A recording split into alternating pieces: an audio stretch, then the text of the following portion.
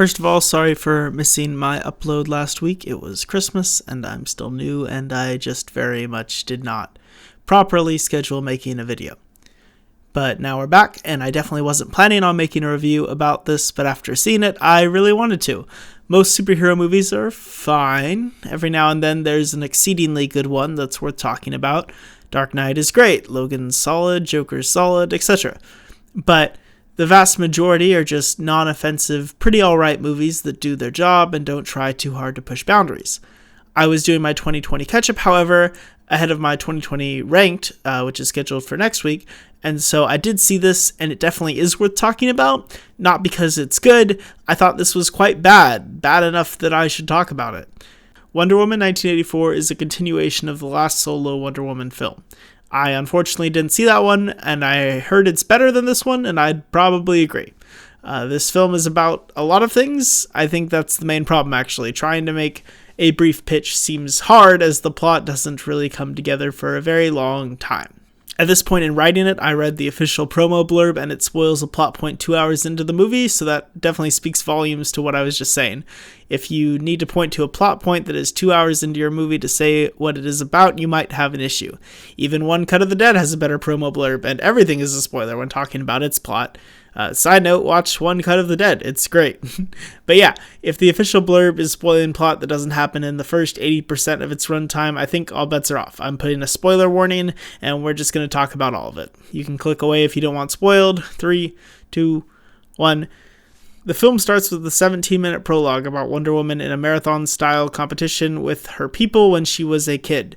It's long and really has nothing to do with the rest of the movie. The theme of the, so to speak, short film is that cheating doesn't count as victory or something, which doesn't connect to the themes of the film as a whole, I don't think. No characters from the prologue appear again later. It's never referenced again. I don't know why it's here.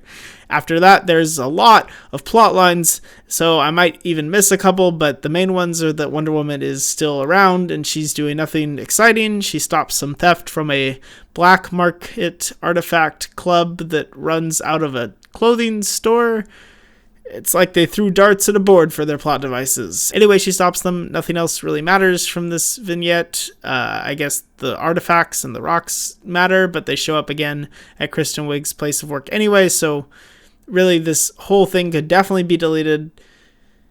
Anyway, speaking of Kristen Wiig, she's here and it's atrocious. She honestly does fine with her material. Some people are saying she's miscast. I don't think that anyone would be appropriately cast for this role. It's a really bad part. She's a nerd that likes rocks but wants to be beautiful and cool, so she touches a wish rock and says how she wishes that she was hot, and wow, it turns her hot.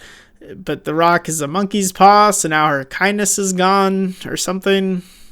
I'll come back to her story when she matters again at the 2-hour mark, which is when she becomes Cheetah, which is the aforementioned promotional spoiler. Then there's Pedro Pascal, who does brilliantly with awful material. He's the leader of the Black Gold Oil Company, and his greed is bad. He honestly reminded me of one of those guys in Neil Breen movies that are the leaders of various industries. I resigned today as president of the bank. We were all under pressure to operate in a deceiving way and cheat the customer. He's the oil guy, so he's a con artist and wants more. Wow. Anyway, he gets the wish rock and wishes to be the wish rock, and now he can grant wishes because he is the wish rock, but he dies a little every time he does it, but that doesn't matter because he can heal later. There's also Chris Pine, who's reintroduced to the audience in a notably awful way. He possessed the body of a local after he's wished to be that by Wonder Woman, and he can't figure out exercise bikes. That was the only moment coming to mind when I wrote this. There's this time that he's like, I couldn't get this bike moving. Then he points to an exercise bike.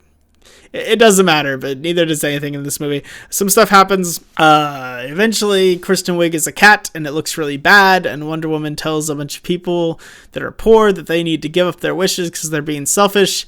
That's some targeted summary, but it was really funny to see a savior character condemning the world for trying to better their lives.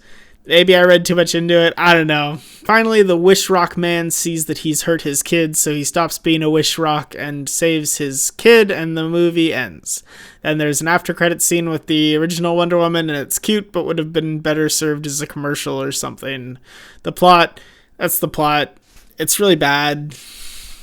And then I can't even say it looks nice. It's shot mostly competently, with the exceptions being a few close-ups of Gal Gadot emoting that are really bad. It's probably her fault, but the director chose to have those shots filmed, so I'm blaming her on that one.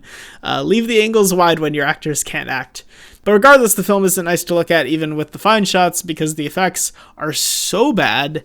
I don't know what happened. Everything is Uncanny Valley. Even just Wonder Woman flying against a backdrop looks green screen to all hell.